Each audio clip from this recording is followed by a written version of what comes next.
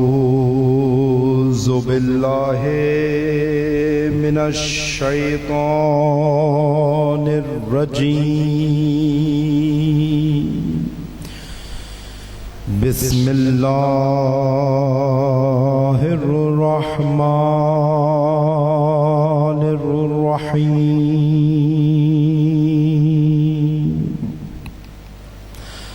الحمد لله رب العالمين.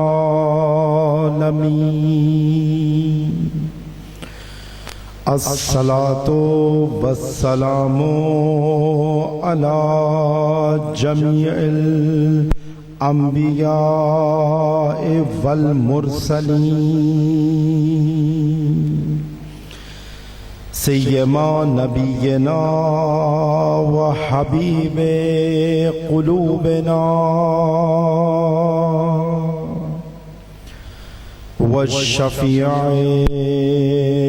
ذنوبنا أبي القاسم المصطفى محمد اللهم صل على وعلى آله الطيبين الطاهرين المعصومين المنتجبين.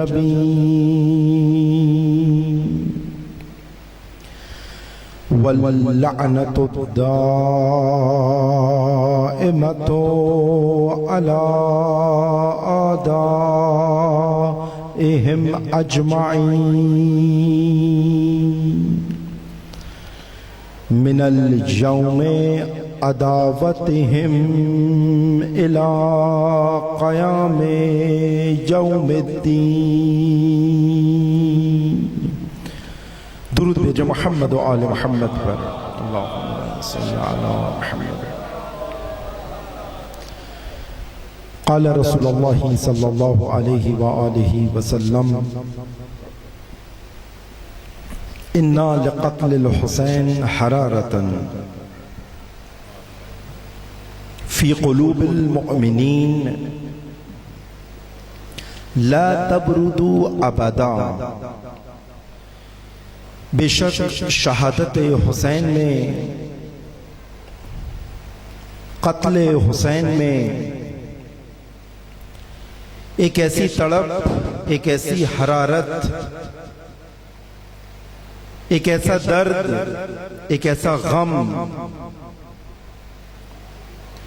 ایک ایسا سوز کار فرما ہے کہ جو مومنین کے قلوب میں حرارت بن کے جاری رہے گا. لا تبردو ابدا، جو کبھی ٹھنڈا نہیں ہوگا. نبی اکرم کربلا کی تاثیر، کربلا کا اثر، کربلا کی وہ خصوصیت جو کسی جنگ، کسی غزوہ، کسی معرکے کے لیے تاریخ اسلام میں بیان نہیں ہوئی، اسے کربلا کے لیے بیان کر رہے ہیں. جنگ بدر تاریخ اسلام کی ناقابل فراموش جنگ، جس میں خدا کی مدد و نصرت بے نظیر ہے، لیکن نبی نے اس کے لیے ارشاد نہیں فرمایا. جنگ خندق و جنگ احد،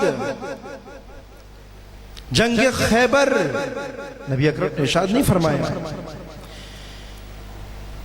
ایک ایسی جنگ کے بارے میں جس میں سید الشہداء شہید ہونے جا رہے تھے، اور اس میں خود نبی اکرم موجود بھی نہیں ہوں گے ظاہری طور پر، اپنی زندگی میں بتا رہے ہیں کہ اس میں جو شہادت ہوگی، جو قتل ہوگا، اس کے تذکرے کو مٹایا نہیں جا سکے گا. اور ساتھ ساتھ اس جملے سے نبی اکرم نے ایک نفاق کے اوپر سے پردہ بھی ہٹایا ہے. اگر آپ نے غور کیا ہو، ایک لطافت ہے نبی اکرم کی اس قول نورانی میں، جس کو روزانہ سرنامہ کلام قرار دیتا ہوں۔ فقط یہ نہیں کہا کہ حسین کا قتل ہوگا، حسین کی شہادت ہوگی، اور پھر اس شہادت کی وجہ سے اس ذکر کو قیامت تک مٹایا نہیں جا سکے گا، یا یہ کبھی ٹھنڈا نہیں ہوگا۔ اگر آپ نے غور کیا ہو تو اس سے آپ کو اپنی قیمت کا اندازہ ہو جائے گا۔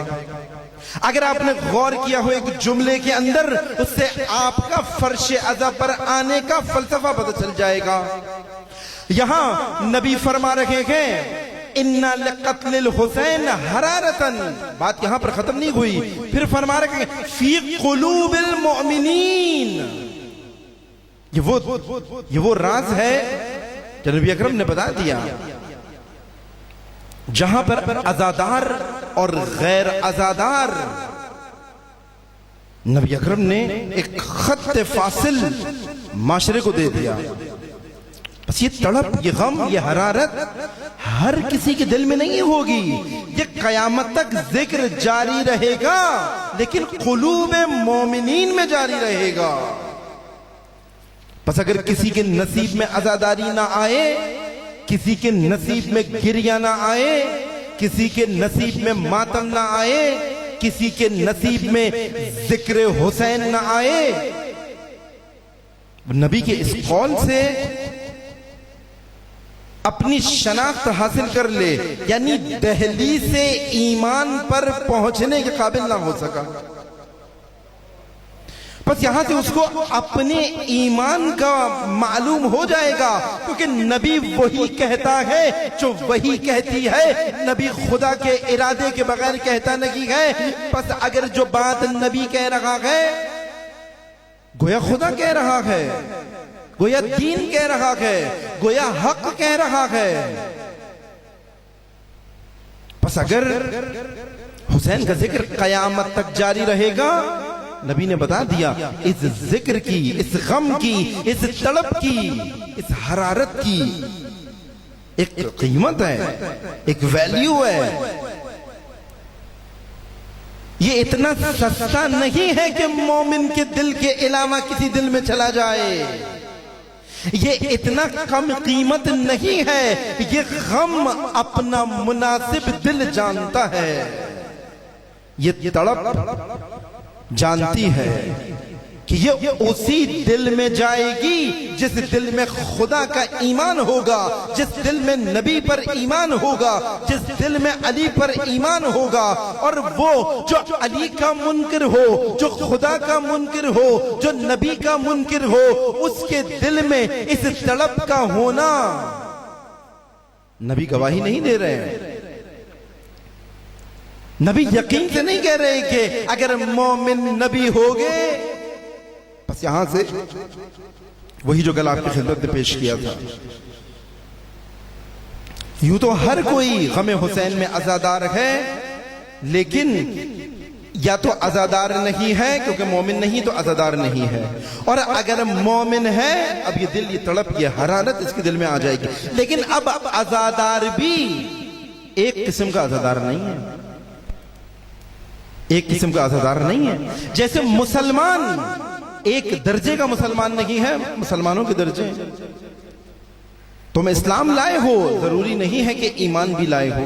مسلمان ہے نماز نہیں پڑھتا، مسلمان ہے اہل بیت کو نہیں جانتا، مسلمان ہے مسجد سے کوئی تعلق نہیں، مسلمان ہے احکام دین معلوم نہیں ہے، مسلمان ہے حتی خدا کے ہونے کی دلیل اسے معلوم نہیں ہے۔ بس یہ ایک درجے کا مسلمان نہیں ہے۔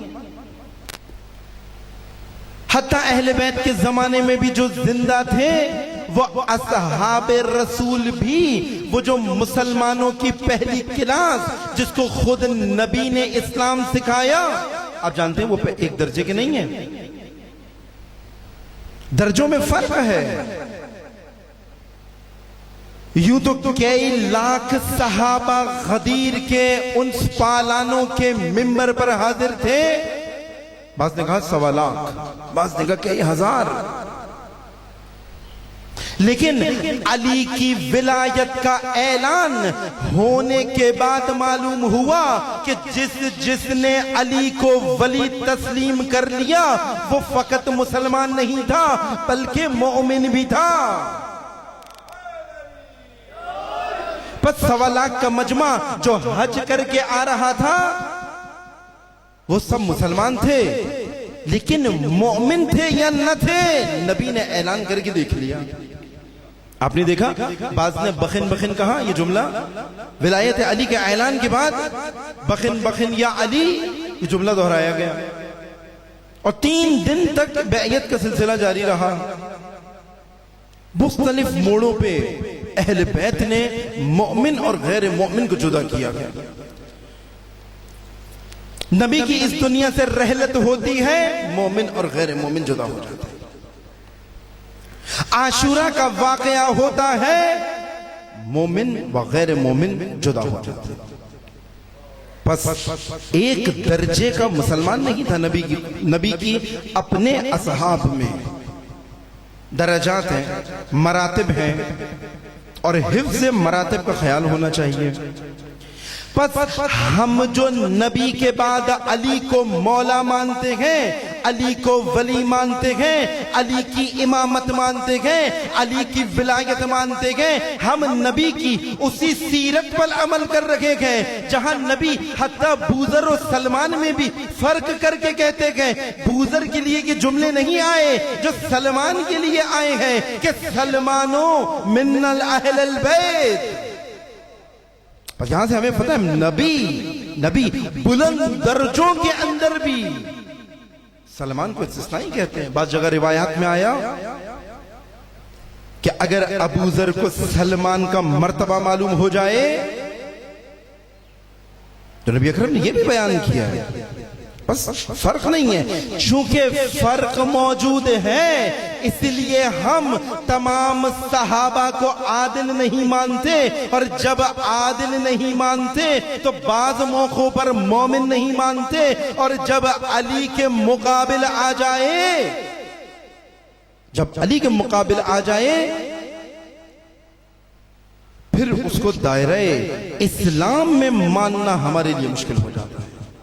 اس لیے یہ فرق ہمیں خود نبی نے بتایا کہ بعض کو بعض پر فضیلت حاصل ہے، قرآن کی آیت بھی ہے۔ بس اس دلیل سے ہم نے علی کو، کیونکہ نبی نے جب تعارف کروایا، اس دلیل سے ہم علی کو مولا مانتے ہیں، تو حفظ مراتب کا خیال ہے۔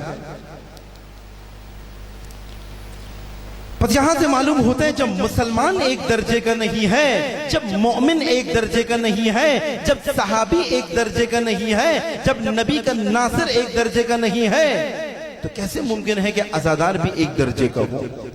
اب اس کے دل میں جس کوالٹی کا، جس معیار کا غم حسین ہوگا، جتنی معرفت کے ساتھ غم حسین دل میں ہوگا، اتنا بلند عزادار ہوگا۔ آپ نے دیکھا نا بعض سید الشہداء کا ذکر کرتے ہیں لیکن شاید اپنے علاقے کے ظالم کا مقابلہ بھی نہ کر رہے ہیں۔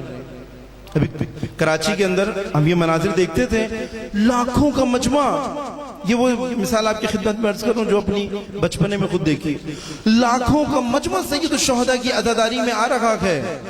کراچی کی وہی تنظیم، معروف تنظیم آپ نے بھی سنا ہوگا، عجیب و غریب تنظیم MQM کے نام سے۔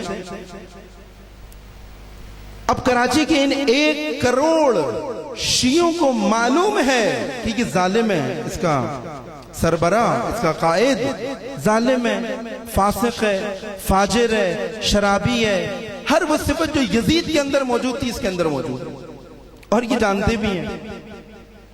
عموماً تمام مسلمان، تمام پاکستانی جانتے ہیں، کراچی کے اندر ہم نے بھی دیکھا یہ کیسے ہو سکتا ہے۔ اس خطے کے اندر پاکستان میں سب سے بڑی مجلس کراچی میں، سب سے بڑا جلوس کراچی میں، سب سے زیادہ عزادار کراچی میں، سب سے مرکزی ممبر کراچی میں، لیکن یہ کیسے ممکن ہے کہ ایک ظالم 10 سال 20 سال ایک شرابی، ہر وہ صفت جو یزید کے اندر تھی وہ اس میں بھی، وہ آپ کی خدمت میں کل پیش کیا کہ مجھے یزید سے نفرت ایک اور دلیل سے ہے، حسین کو یزید سے نفرت ایک اور دلیل سے ہے۔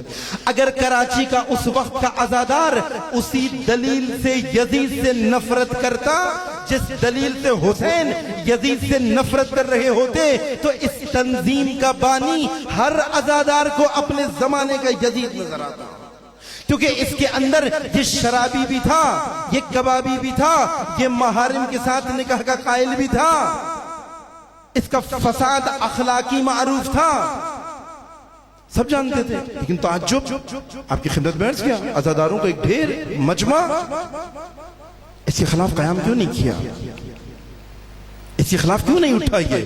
اگر یہ یزید سے نفرت اسی حسین کی دلیل سے کرتا کہ حسین کو شرابی سے نفرت ہے، حسین کو بے نمازی سے نفرت ہے، حسین کو بے دین سے نفرت ہے، حسین کو اہل بیت کے دشمن سے نفرت ہے، تو اس کی یزید سے نفرت کا سبب اور حسین کی یزید سے نفرت کا سبب ایک ہو جائے۔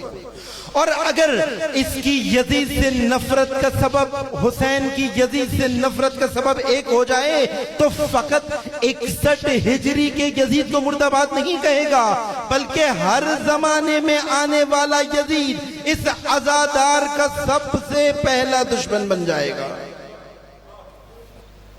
بس یہ وہ راز ہے عزاداری کے اندر جو عزادار کی کوالٹی کو بڑھا دیتا ہے۔ اور یہ ہم سب نے ایک دوسرے کے اندر، چونکہ آج کی شب جمعہ، روز جمعہ روز امام زمانہ ہے، شب جمعہ ایک مرتبہ درود بھیجو محمد و آل محمد پر۔ جتنے مومنین کی تعداد ہے، آپ کی آواز ایام عزا کے پہلے 10 دن ایک مرتبہ میں یہاں سے نعرہ لگاؤں گا، آپ لوگوں نے جواب دینا ہے، نعرہ تکبیر۔